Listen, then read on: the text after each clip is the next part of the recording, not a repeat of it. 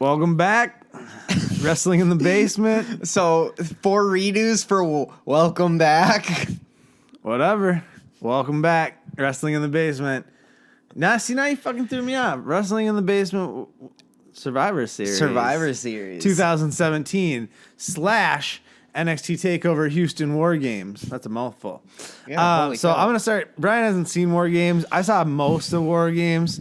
So I'm going to go run through War Games real quick, and then we'll go into Survivor Series. So War Games NXT last night was a pretty good show. As far as NXT shows go, it didn't steal the weekend from Survivor Series, but it was solid. So first match was Lars Sullivan versus Cassius Ohno. Lars Sullivan won. I was cool with that. It wasn't a great match, but they're like two really big dudes. But it was entertaining. Second match was Aleister Black versus Velveteen Dream. This was this can't be my match of the night, but this is a very, very good match. It went long, but it had a lot of great spots in it. Aleister Black won, so that was good to see that, but Velveteen Dream looked awesome in it and was really over with the crowd. I was actually surprised at how over some of the heels were in NXT last night. Then we got to the Fatal 4-Way for the new NXT Women's Champions. So you had Ember Moon versus Peyton Royce versus Kairi Sane versus Nikki Cross. Ember Moon won. I liked it. I didn't love it. Some say it's too late. She should have beat Asuka. I don't know if I go with that. Right. I don't think Asuka should have been beaten. So I'm kind of cool with them putting it on her this way. But now let's see how long she holds it for, or if because most women who have held that belt have held it for a decent amount of time, for the most part, especially in the recent future. So we'll see how long this reign ends up running. But yeah, I like the match. It was a good match. Kairi Sane got to do her elbow drop, best elbow drop in the business. So that was solid. Then we got Andrade Cien Almas versus Drew McIntyre for the NXT Championship. This is a fast pace. Yeah. Because they only have 5 matches and they do about 2.5 hours. So everyone gets about a half hour time slot, give or take, 5-10 minutes. But yeah, so Drew McIntyre versus, I can't say his whole name every time, but Cien Almas. Andrade won. It was actually shocking. But bad news, Drew McIntyre tore his bicep muscle at the end of it. He was holding onto the rope, and he got hit in a DDT, and it held on for too long, and I think that's where he tore his bicep. So he might be out for who knows how long, which is a big hit to that brand, because he's one of my favorite guys going. And I'll be honest, I don't love Andrade Cien Almas. I don't care for him too much. Puts on all right matches, but he's been an overall disappointment since coming to NXT. I mean, now he's got the belt. Obviously, you can't say that anymore because his character has taken a nice turn since he got like this new female manager. And he started winning in different ways. He used to just lose all the time. He'd lose to everybody. Then he started winning, and now he's the champion. Whatever. Let's see where they go. Let's see who the new person's going to be.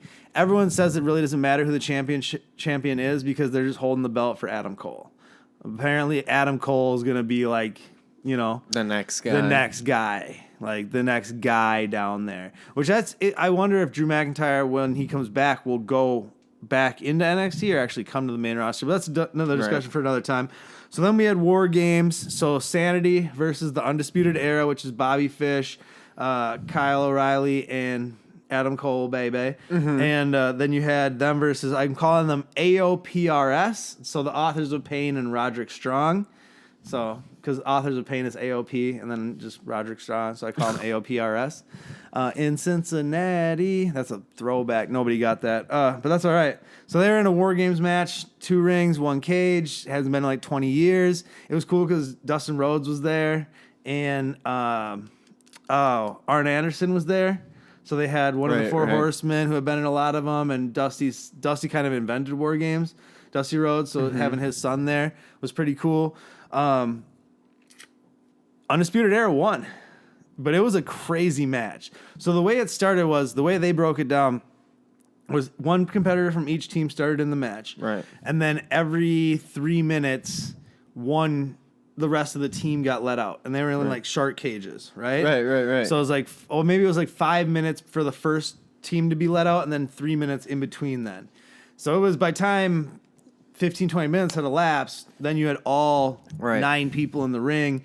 But when Sanity got there, they started throwing kendo sticks and tables and all sorts of weaponry in the ring. And to be honest, that's kind of where I fell asleep at and didn't finish it. But I saw who won when I woke up. Tried watching it, got shut down on that. Never mind. But either way, Undisputed Era wins. So Adam Cole, baby, and Bobby Fish and Kyle O'Reilly. I finally remember their names besides Adam Cole. Because remember I kept saying Adam Cole and then the other two dudes?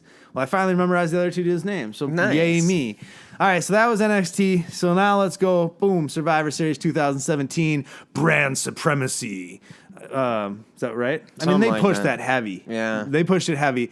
So the pre-show, Enzo, he wasn't here for any of this, so I'm just going to talk until he showed up, and then when he starts talking, assume that's when he came here. So Enzo versus Kalisto was nondescript, and I was taking a poop. Then KO versus Sami Zayn. Oh, Enzo won. I heard that while I was pooping. Then KO and Sami Zayn versus Breezango. Didn't know this was happening. Super glad it did. It was amazing. Breezango came out ahead of time, and they had some funny promo that they cut. Then it was a really good match.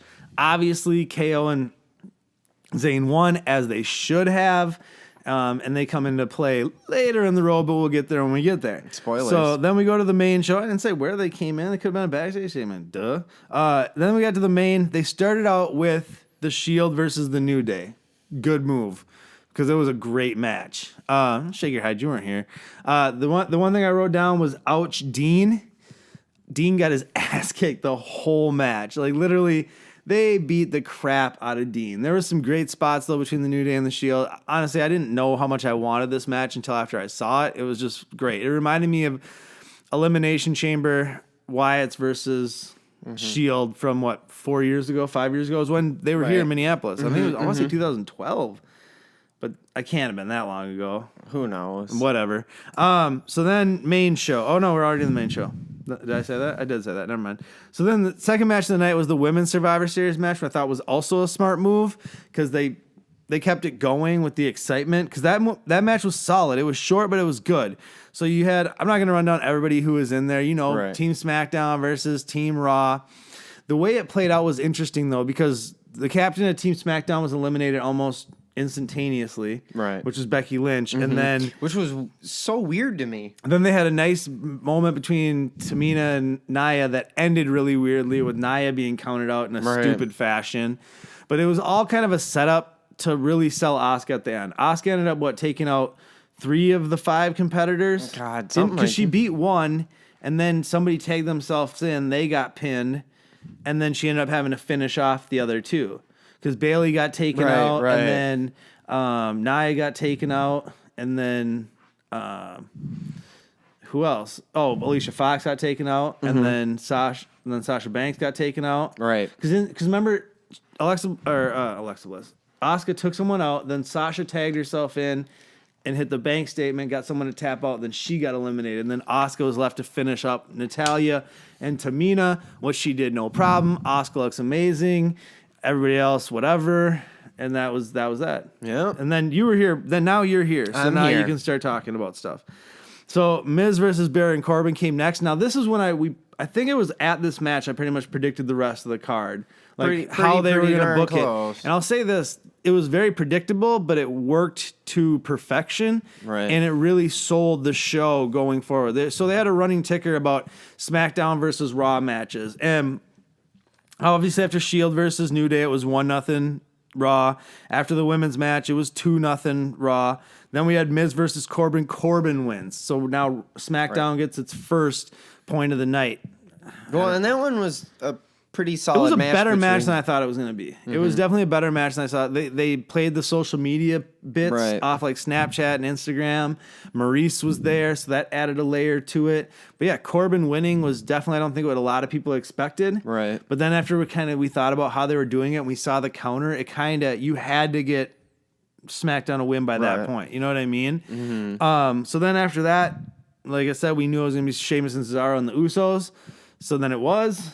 And that was a fantastic match. That was a phenomenal match. I mean, that one, the tag teams, their matches really don't disappoint anymore. Well, I feel like every tag team match is like stupid good. Well, and Sheamus and Cesaro haven't been disappointing on Raw for a long time. Not New Day, but Usos have been killing it on SmackDown forever. The Uso Penitentiary stuff is working. So the Usos winning made sense. Then we had Alexa Bliss versus Charlotte. and Charlotte wins, but Alexa Bliss looks great even in the loss, I thought. Because she really looks strong. They did a good job at not making anybody look bad. Right. Even in taking L's. You know what I mean? I thought they did a really good job of that. Everyone looked powerful in their own right. Even, especially when we get to the next match. We'll dig into that here in a second. But Alexa Bliss versus Charlotte. Charlotte gets the W on there, so now we're 2-2.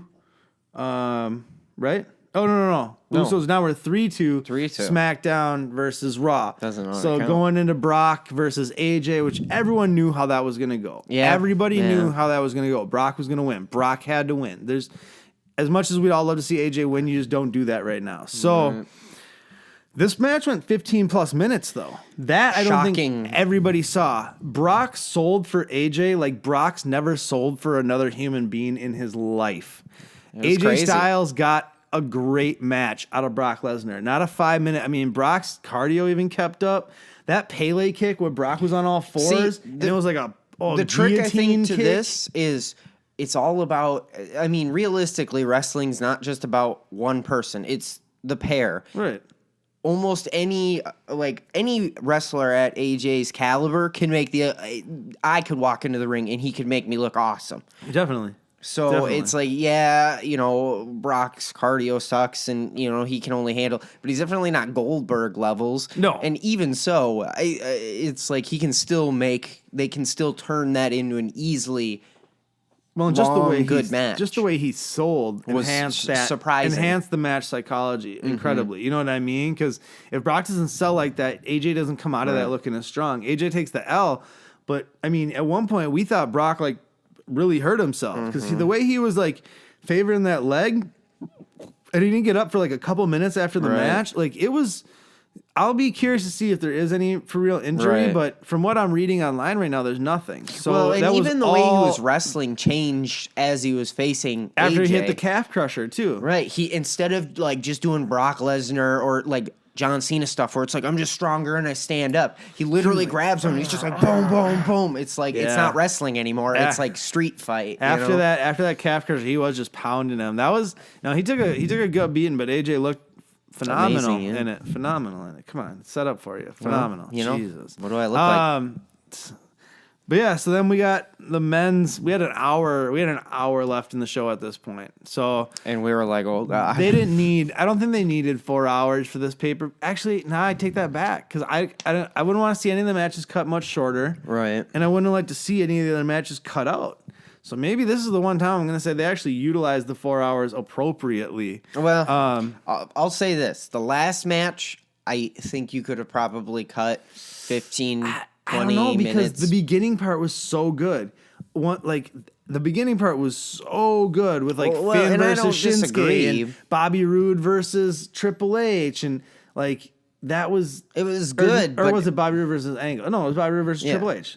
All the above. There was just tons of awesome moments in that opening 10, 15 minutes. Yeah, I don't know. I think you could have got away with shortening that match, clipping it in places you probably... So then KO and Sami Zayn run in at the end, or not at the end, but so that match starts with the 5-on-5, right? And then Shinsuke's rocking the house, tearing down, and then he gets eliminated by Braun. Mm-hmm. Then Bobby Roode comes in. He's doing well. He gets eliminated.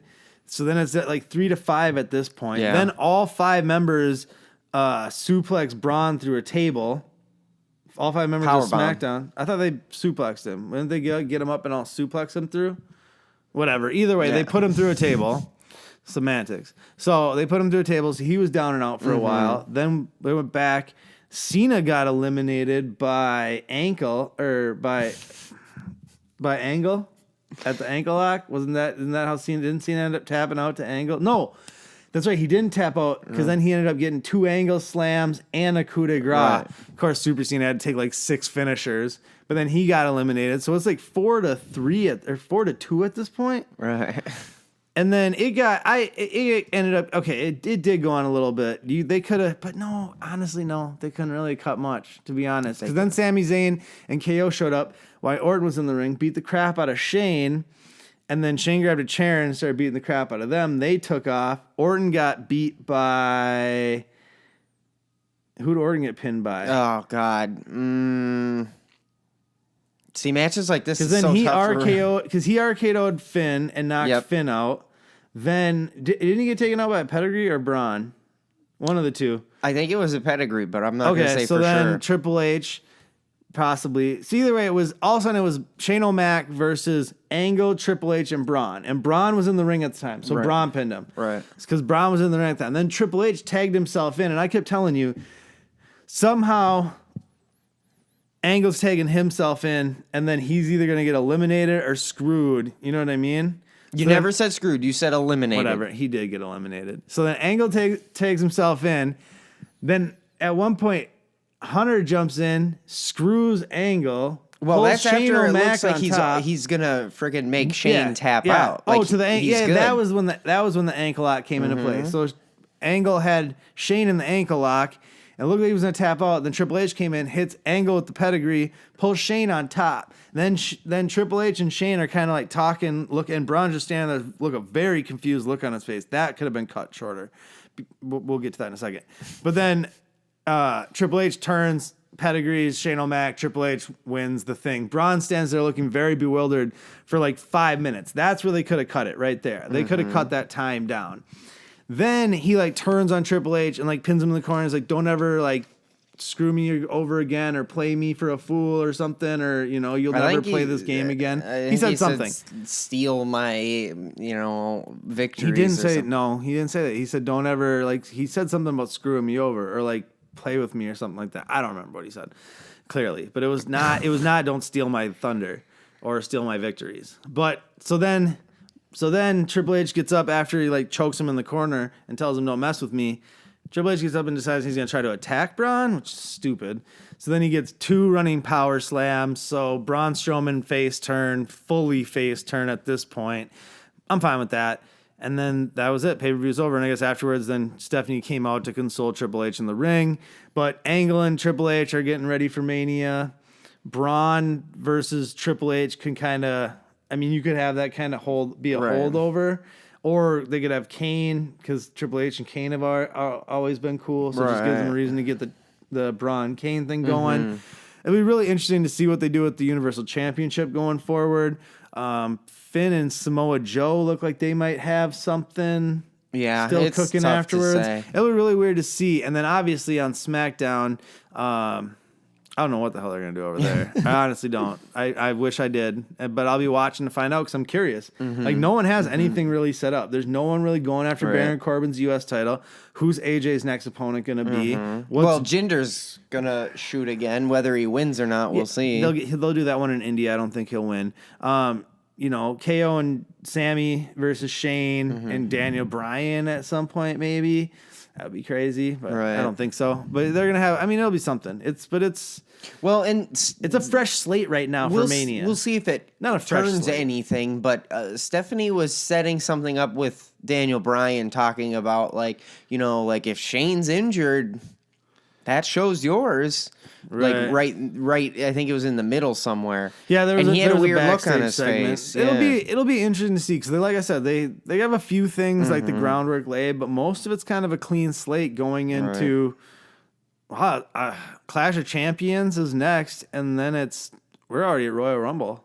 Holy cow! And then from Royal Rumble, it's a hop, skip, and a jump, and we're at Mania. So they can't really do. That's the other thing I was thinking is they can't have too much crazy happen, until the Royal Rumble. You know what I mean? Then they really start building to WrestleMania. So yeah, I mean, a lot of good wrestling this week. A lot of good stuff. Go watch it if you haven't. If you don't watch NXT, start Adam Cole, baby. That's really all I have to say ever. I literally say that like way more than I like to admit. I don't even use Adam Cole all the time.